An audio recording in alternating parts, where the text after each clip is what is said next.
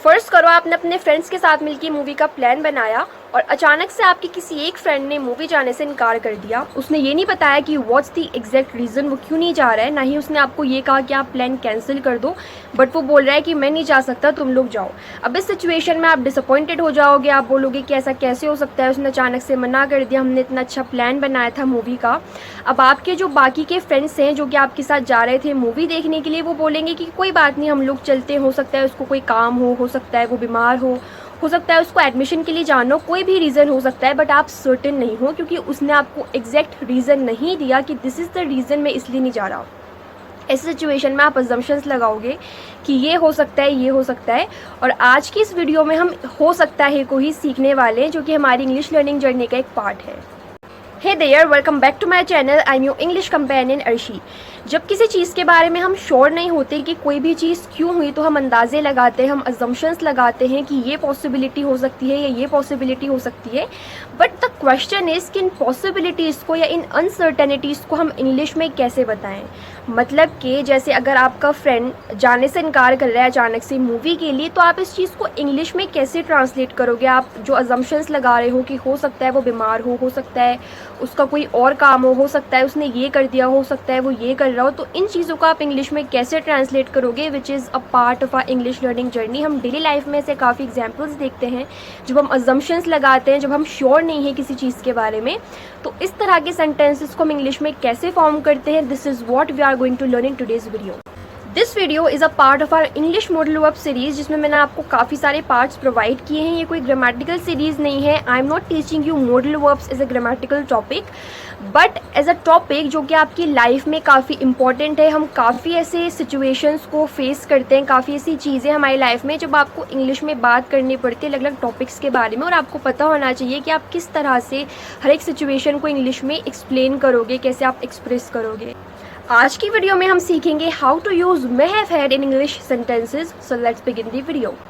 अगर आप इस सीरीज़ का स्टार्टिंग से हिस्सा हैं, अगर आप इसके सारे पार्ट्स देख चुके हैं, प्रीवियस पार्ट्स, तो आपको पता होगा मैंने काफ़ी ऐसी मॉडल वर्ब्स आपको बताई थी जिनका यूज़ हम किसी अनसर्टेनिटी को या पॉसिबिलिटी को एक्सप्रेस करने के लिए करते हैं।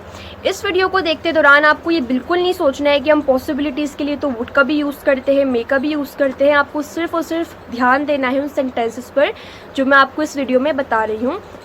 Understanding the usage of May have had could be a bit challenging for you, but इसका मतलब ये भी नहीं है कि आप बिल्कुल इसको समझ ना पाओ। जब आप एक बार किसी कॉन्टेक्स्ट को समझोगे, I always say in all my videos कि जब आप किसी भी कॉन्टेक्स्ट को एक बार समझ लेते हो, आप ऑटोमेटिकली उससे हज़ारों सेंटेंसेस फॉर्म कर सकते हो। And this is how we have learned our own mother tongue. हमने इसी तरह से अपनी मातृभाषा भी सीखी है। And this is how we are going to learn English also.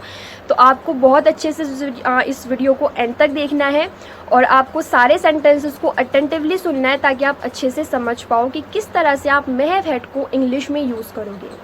English में आप मे हैव हैड का यूज़ तब करते हो जब आप किसी भी पॉसिबिलिटी को या अनसर्टेनिटी को दिखाओ जो कि पास्ट में हो चुकी है। आप श्योर नहीं हो कि क्या रीज़न है कि कोई भी चीज़ हुई, बट आप अजम्पशंस लगा रहे हो। फॉर एग्जाम्पल, इस वीडियो के स्टार्टिंग में जो इलस्ट्रेशन मैंने आपको दिया, आपके फ्रेंड ने मूवी जाने से इनकार कर दिया। उसने आपको नहीं कहा कि आप प्लान कैंसिल कर दो, बट उसने जाने से इनकार कर दिया। अब आप अजम्पशंस लगाओगे कि क्या रीज़न हो सकता है।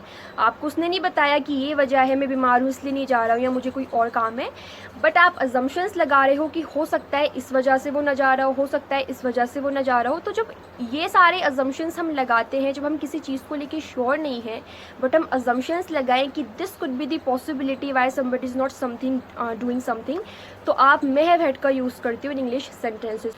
For example, they may have had a tough time adjusting to the new city, which is why they are considering moving back.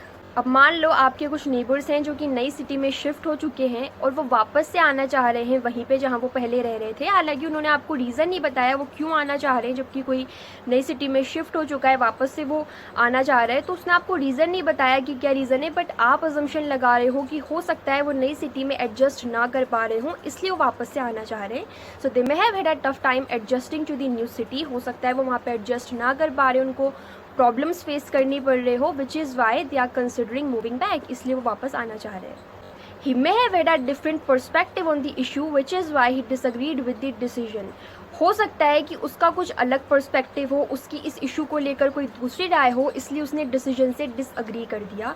For example आप अपने फ्रेंड्स के साथ मिलके कुछ प्लान कर रहे थे और आपके एक फ्रेंड ने मना कर दिया कुछ भी करने से, तो आपको नहीं पता उसने क्यों मना किया, बट आप अजम्पशन लगा रहे हो सकता है उसकी कोई और राय हो सकता है उसका कोई और प्लान हो, इसलिए उसने डिसएग्री कर दिया।